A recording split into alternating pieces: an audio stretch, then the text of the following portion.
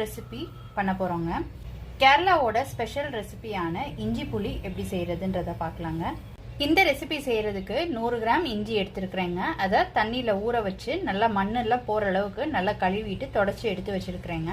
இஞ்சியோட தோலை நீக்கிட்டு துருவி எடுத்துக்கலாங்க. அடுத்து ஒரு லெமன் சைஸ் அளவு புளியை எடுத்து வெது வெதுப்பான தண்ணியில் ஊற வச்சுருக்குறேங்க. இது ஊறிட்டு இருக்கட்டும். இஞ்சி புளி ரெசிபி செய்கிறதுக்கு ஸ்டார்ட் பண்ணிடலாங்க. இதுக்கு ஒரு கடாயில் எண்ணெய் விட்டுக்கிறேன்.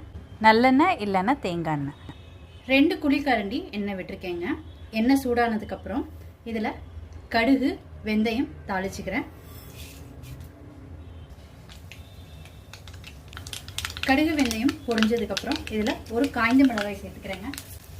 பச்சை மிளகாய் கொஞ்சம் சேர்த்துக்கிறேன். சின்ன வெங்காயம் ஒரு 10 to 15 ஃபைனாக சாப் பண்ணியிருக்கேங்க, அதை சேர்த்துக்கிறேன்.